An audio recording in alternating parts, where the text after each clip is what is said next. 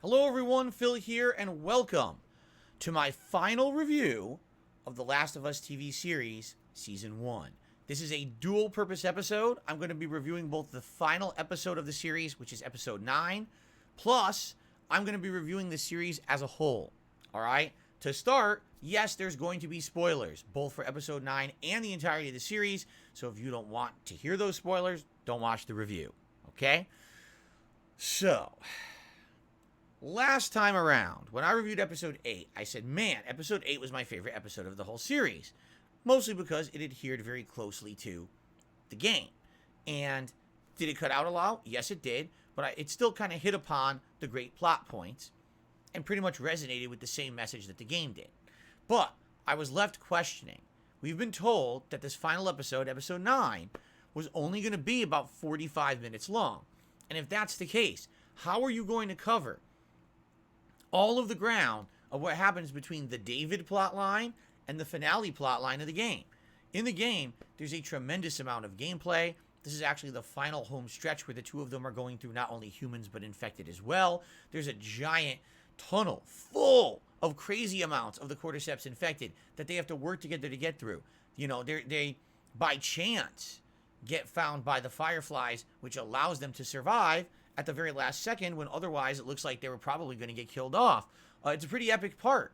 It really does culminate, and this is the end of their journey because they've worked so hard. Will they make it to this hospital? After all that they've done, will it be worth it? So, how does this TV show do it? Well, it does keep some of the key scenes. There's one scene in the game where they come across a bunch of wild giraffes that have basically been freed from a zoo when humanity ended and they were free to reproduce, and now there's a bunch just of wild giraffes living in this city of Salt Lake City, Utah. Well, they kept that scene in the show, except the way that they do it is a little different. In the show, they're going up a skyscraper to try to get a good view of Salt Lake City to see if maybe they can see the hospital, which is where the fireflies are, and somehow Ellie magically is seeing this giraffe even though the entirety of this skyscraper is covered in a tarp, so it makes no sense that she'd be able to see the giraffe. They run up several floors, literally not looking for infected, not playing it safe, not being smart, but literally she runs off by herself. Joel's trying to follow behind her. He's like, what are you, crazy? Only to find at the top of this building, oh, there's a real giraffe. She feeds the giraffe just like in the game. They go to the top of the building, and it's very reminiscent. In fact, I'd say it's almost a recreation of the exact scene in the video game of them looking down on this park that used to be a park with a sports field and all the giraffes living there. And they have this touching moment. Wow, there's still beauty even in this post-apocalyptic world. Okay, from there, they stumble upon one of the medical camps, and what I mean by that is when the apocalypse happened, they were trying to round up the people and bring them to these medical camps, essentially to either keep them safe, or I guess if they were infected, to figure out if there was a way to cure it. Of course, there's no one at this camp, just a bunch of dead or no one. And while they're at the camp, they are acting like idiots. They are making tons of noise. Ellie decides to pull out her puns book. All right. Now in the game, again, this was a segment where they had to survive. They had to fight cordyceps zombies. They had to look for survivors that were trying to kill them. It was a really ruthless part of the game. The hardest gameplay of the game was this segment. Here, they literally walk into Salt Lake City, Utah, and there's not one single infected to be seen anywhere. Okay? What on earth? Right? What is going on? Then they run into the fireflies. How? Because they're making so much noise laughing at puns from the joke book that the fireflies sneak up on them and flashbang them and then take them to the hospital. Yes, this is how it happens in the show. So, everything that I described is basically from the game, only they removed critical parts from the game in this show. Does that necessarily make it worse or better? We're going to talk about that in a moment. But however, what I do want to bring up is the way that this episode opened, which I skipped on purpose. What I wanted to show you was the direct comparison between the game and the show, and now I want to tell you, gee, if there's no cordyceps zombies, if there was no survival aspect in that whole first part of the episode, then what did they do with all the time? They added in new scenes, okay? Now, I will be honest with everyone here. I actually like the new scenes because what they've attempted to do is establish a lore as to why Ellie is immune to the cordyceps virus. There was allusions to this in the games, but never was it actually fleshed out and explained. They actually explain it in the show. So this show opens up with a pregnant woman played by Ashley Johnson, I believe is her name, who was the voice actress and mocap actress who actually played Ellie in the video games. Okay? She's pregnant. She busts into this home.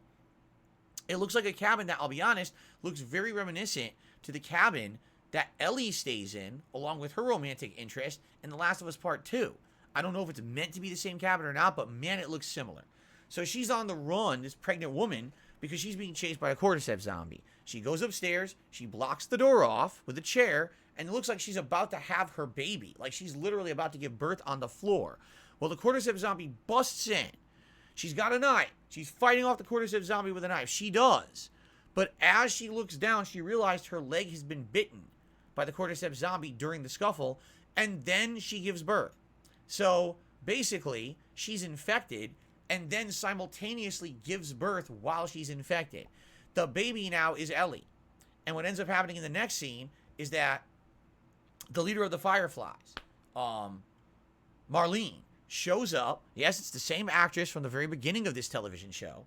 Shows up, and apparently Marlene and this woman are friends, lifelong friends. And the woman says, listen, the baby is not infected. I had the baby before I was bit. So please take the baby and, you know, give it a good life. Promise me you're going to take this baby and give it a good life. And Marlene promises and then puts the woman out of her misery because the woman is bitten and infected and is going to turn. So this is backstory to explain how Ellie is immune, and it will be fleshed out in the next scene. Personally, I actually liked it. I liked the fact that what they tried to do was add more to the lore of the games that was always kind of ambiguous. We never actually knew why it was that Ellie was immune to this cordyceps virus, and they actually put some effort in to try to explain it. So I appreciated that. If there's going to be some extra scenes, put extra scenes in that actually are adding to the lore of the plotline. 2 thumbs up for that. But they added in these scenes at the expense that literally, in this episode, I have already mentioned to you the one cordyceps zombie in the entire finale of the show. That's it. There are no cordyceps zombies whatsoever in the finale of The Last of Us. A show that's supposed to be about humans surviving an apocalypse. There's no threat of the apocalypse at all in the ending.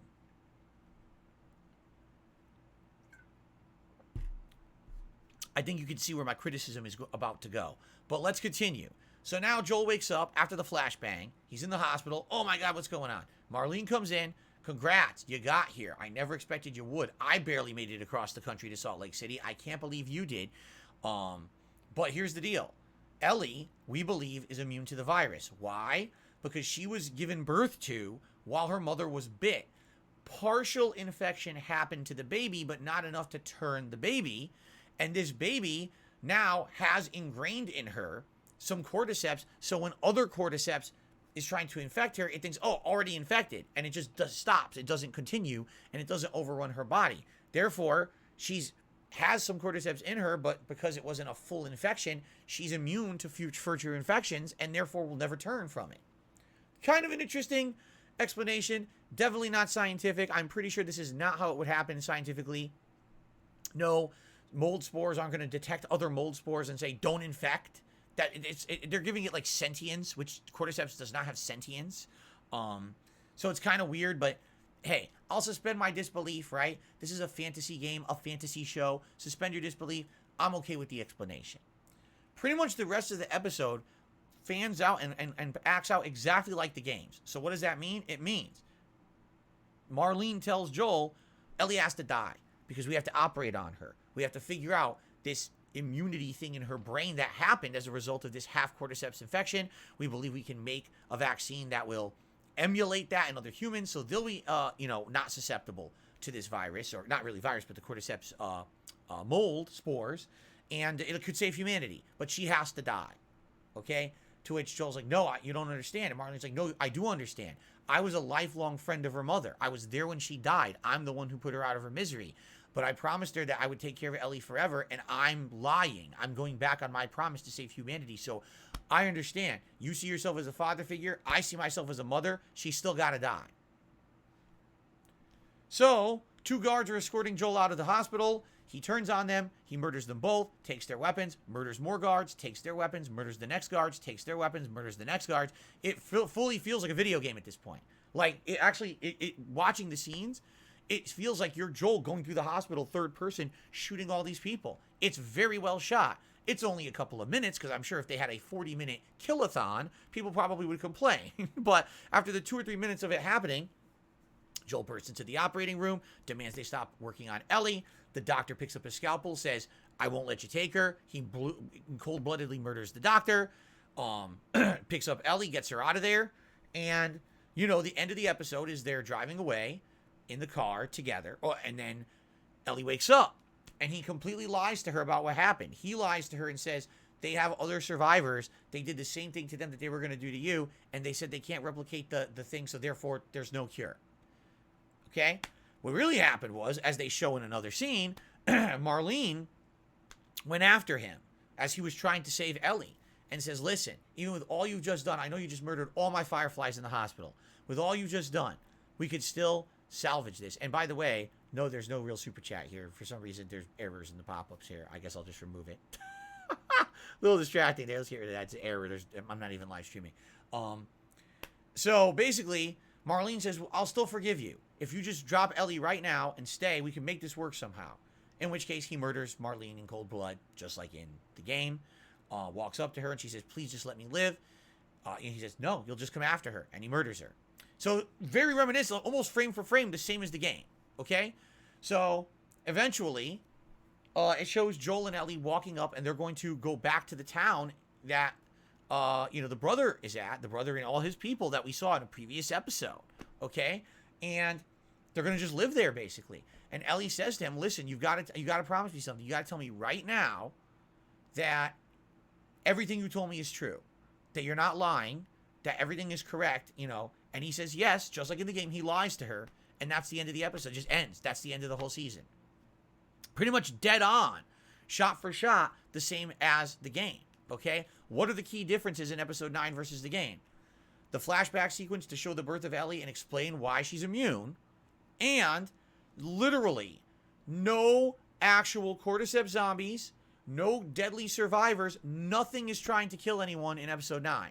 It's as if it's a safe cakewalk to Salt Lake City with absolutely no risk whatsoever. Some of the things that they show, they just run up the skyscraper willy-nilly, not checking for anyone or any risk, just being completely irresponsibly stupid. Oh, look, they're walking through a camp of dead, telling jokes to each other in a pun book, and they get caught by the fireflies because of it. Like,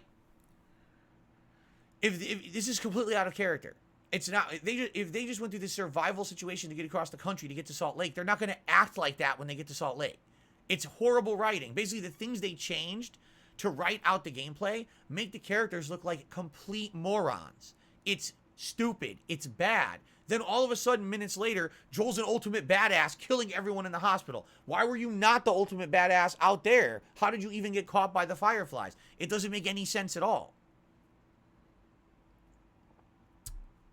So essentially, my review for episode 9 is going to be exactly my review for the entirety of the series. Here's the deal with the Last of Us TV series, okay? This is called what they call a race to the finish line. Season 1, in the minds of the showrunners, i.e., who's really in charge of The Last of Us? Neil Druckmann, okay?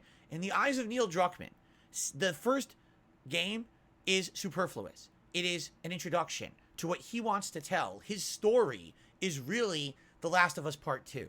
That's what he feels is the most important part. That's where he wants to get to. So for him, all of Season 1 of The Last of Us is a rush. Rush, rush, rush to the finish line. Get this done. Get this story told. So now we can tell his better story in Season 2.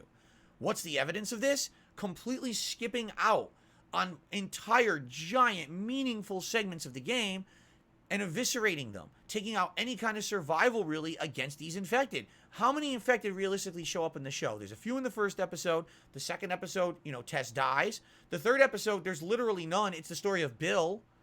The fourth episode, almost none. It's the introduction of the new group of survivors that are after Sam and his brother. Episode 5, there is the one scene where these infected rip out of the ground and devour the people that are after Sam and his brother, right? So that's one big scene with them.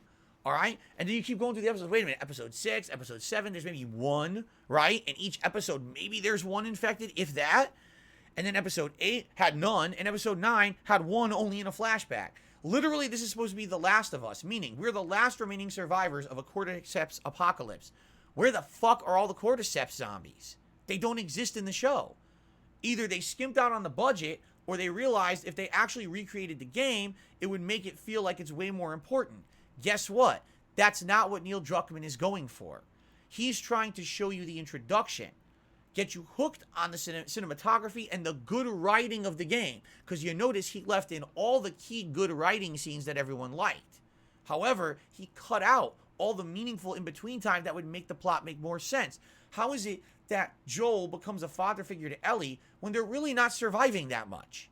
All of a sudden it just happens? Yeah, there's a few bonding scenes where they're telling puns or they're camping out, but it doesn't make sense that he would so quickly adapt to her and adopt her as a father figure when there's no survival aspect of it. There's no growth. There's no real character interaction. There's no, oh, they're looking out for each other. Several times in the game, Ellie saves Joel's life. Not just once. Multiple times they're working together in tandem as a survival couple, a father and daughter figure. It makes sense. In this show, it makes no sense because they cut all of those scenes out. Okay? And what did they put in place of them? An entire episode about Bill and his lover and essentially their life together. It's a great episode. I loved it. I thought the cinematography, the acting, everything was good. But it literally is a filler episode. It doesn't add anything to the overall narrative of The Last of Us 1. It's nice as a side story, and I would have loved this as maybe even a spin-off movie that lasted an hour or more rather than just the 45 minutes or whatever. Have it be an hour and a half movie and tell their whole story. It would have been awesome. Instead, it's completely out of place and it wastes time. Episode 7, the Left Behind DLC. Completely superfluous to the main story of The Last of Us 1. Why do you think it was a DLC? Because it wasn't needed to tell the critical plot of the game. So why is it a whole episode of Season 1? Why is all of the meaningful interactions between Joel and Ellie cut out? Do you want to know why? Now we're going to get to the meat of it, ladies and gentlemen. I know some of you are going to disagree with me. That's okay. Here's my take. Neil Druckmann wants to tell the story of The Last of Us 2. For those of you who've played The Last of Us 2, you know what the most controversial part of that game is. Joel dies right at the beginning. Neil Druckmann has been interviewed and outright said, I don't like the character of Joel. He said this. He doesn't like Joel. So what did he do? He created a turbo mode Last of Us 1 Season 1 to cut out the development that would make you like Joel. If you actually watch this, I mean, it's kind of hard to like him. He's murdering people in the hospital. Early on, he's murdering people, right? And a lot of it, he's not doing anything. He's never fighting zombies. He's not really fighting survivors. There's very few times where he's showing himself as a father figure. All of a sudden now at the end of the show, oh, I got to be protective of her. But it doesn't really make as much sense as when you're playing through the gameplay. When you play through this game as a game, it makes sense. As a show that's 9 episodes, 2 of which have nothing to do with the actual plot between Joel and Ellie, it makes no sense at all. It's too rushed. It misses critical plot that makes that relationship make sense. And Neil doesn't care because he's trying to get to Season 2. And if you say to me, well, there's no evidence of that, there already is evidence. They just they just interviewed Neil Druckmann today. Do you want to know what he said in his interview? Oh, don't worry. Season 2 is not just Season 2. We're taking the story of The Last of Us 2 and we're going to split it up into multiple seasons because that's the most important thing. And listen to what he said next. He was outright interviewed and said, well, are you going to change any of the plot of The Last of Us, Season 2 or Part 2? Because, a lot of people had a lot of issues with the plot of Joel dying right away and all of that, and you just established him as a character in the first, show. Do you want to know what he said? I don't care what the haters say. I'm not shitting you. He said, I don't care what the haters say. The haters.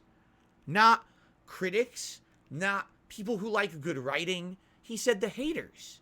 Not everyone who is a critic of your work, Neil, is a hater. But in his mind, that's what he thinks. It's exactly the same thing he said when The Last of Us 2 released and people were criticizing its plot. Basically, in his mind, if you don't like my plot, you're a bigot, you're a racist, you're a sexist, you know what I mean? That's why you don't like it. No, Neil, Mr. Druckmann, please listen to me. The reason people don't like your plot is because it sucks. That's my opinion. Everyone can disagree with me, and I know a lot of people do. The Last of Us 2's plot is far inferior to the plot of The Last of Us 1. The Last of Us 1 is a gaming masterpiece. It was so many people's game of the year, including mine. It was the most emotional story I'd ever seen told in a game. And that was because not only because of the dramatic cutscenes, but because of the awesome gameplay. When you remove the gameplay elements from this show, and you remove most of the cordyceps zombies, and you remove the tandem of Ellie and Joel working together to become a father-daughter duo, and you instead replace it with, oh, Bill's life story and you know, his love affair with this guy and their life together. Oh, Ellie's romantic backstory with her friend and how that... This doesn't matter. They're great stories. I want them to be told, but I don't want them to be at the expense of the amazing story that is the story of The Last of Us 1, that is literally rushed through to the finish line so you can finish season 1 fast and get to season 2, which is your baby. For those who don't know, Neil Druckmann absolutely partially directed and wrote The Last of Us 1, but he fully wrote The Last of Us 2. Okay? Like, that's his baby. So to him, that's the main event. Get The Last of Us 1 out there, and then get to The Last of Us 2 so he can get to the one that he can now take full credit for and say, oh my God, look at this. Why is it the first season, which in my opinion is the best story of all the games there, is rushed through, but now The Last of Us 2 will get multiple seasons? Why do you think? This is his plan all along. I'm sorry. This show is a poor man's representation of the game. The game far outshines the show on multiple levels. It really does. Sorry, I want a representation of Bill in the apocalypse, not his life that was separate from the lives of everyone else involved in the game. I want the DLC to be an extra story. I don't want it to take away from the amazing story of these two growing close and being a father-daughter. You literally destroyed the story by rushing through the show. The show's not bad. The acting is great. The production values are great. But when you cut out so much of what made this game great, you become a pale shadow of what the game is. And that's literally what The Last of Us Season 1 is. It is a pale shadow that very much fails to live up to the actual quality of the game. It's not great. And here's the thing. The game is best in class. The game is one of the best video games ever made, in my opinion. The show, it's all right. It's like a 7 out of 10 for me. I've seen way better dramas that do things way better than this. It's sad because if they had actually left in the critical elements that made the game so great, the show would have been much better. But that wasn't what Neil was going for. He's literally rushing to the finish line so he can get to season 2 and tell the story he wants to tell. And then when everyone criticizes him again when season 2 comes out and says, you shouldn't have killed Joel off the way you did, you shouldn't have treated the characters with disrespect, you shouldn't have rewritten the attitudes of some of the characters, he said, oh, you're all bigots and haters and sexists. No, people just don't like your writing because it's bad. It's objectively bad. The pacing of Last of Us 2, the game, is awful, okay? Switching between characters mid-game is a terrible decision. I don't know how he's going to do it in the show. Maybe he will rectify some of those pacing issues in The Last of Us Seasons 2 and 3. But for me, you skipped most of the great stuff that everyone likes about Last of Us 1 and made it an incomplete work. Now people will look at this and say, oh, this is far inferior to Seasons 2 and 3 because you rushed through it, but you're giving all the time to Seasons 2 and 3. How is that fair? It's not. He wants to make this look worse, so his writing looks better. That's my take. You can completely disagree. I'm going off of interviews. I'm going off of things he's already saying. The evidence is there. This is his plan all along. Make the game I didn't fully write and I'm not fully responsible for not look so good, so everyone forgets about that, and everyone wants to talk about 2 and 3, Seasons 2 and 3, that is, because they're much better. It's ridiculous. It's disrespectful. Quite frankly, it's dishonest. It's pretty dirty. It's a pretty dirty business. And I couldn't believe the way that he got people to buy copies of The Last of Us 2. Oh, be part of the social justice movement. Buy the game. And every time you buy The Last of Us 2, you hurt the haters. You hurt the bigots. That's how he sold the game. How do you think he's going to sell Seasons 2 and 3 of his show? The moment someone criticizes them, oh, you don't like strong women. Oh, you just don't like that Ellie is gay. No one cares about that. We care that your fucking plot sucks. That's really all I have to say. Last of Us, Episode 9, not very good because it misses the mark, making these characters look out of character. They don't have to survive anything because there's nothing risking their lives whatsoever. The ending's the same as the game. That's great, but it misses the mark of what it's trying to tell. The series in general, season 1, 7 out of 10. Pathetic. Could have been so much better. You had better source material to work with. You wasted entire episodes on Bill and the DLC instead of showing the actual relationship blossom and show how it grows. You fucked up. And you did it at the expense of the greatness of this game. You disrespected the game so that you can rush to your own personal work and stroke your own ego when seasons 2 and 3 come out, which you're going to give way more time and attention to and probably budget and say, oh, look what I did with my own stuff. It's a joke. This guy, I hate to say it, Neil Druckmann, he's part of what's really wrong with the entertainment industry today. He is. Absolutely. Hide any kind of valid criticism behind the umbrella of hate. There were so many people who criticized him fairly for Last of Us 2, and he acted like they didn't exist. He's going to do the same thing with his show. That's my take. You could disagree. That's okay. That's all right. Leave comments. Vote down the video. I don't care. I'm going to tell you like it is to my audience what I think. I think this was pretty bad. I'm really upset that the show started off strong, and then literally as the show happening, where are the zombies? Where's the survival? Where's the actual elements that make this plot make sense? They're missing because he has to get to his work, right? Whatever. I'm upset because I thought that it could have been a lot better. If you liked it, let me know.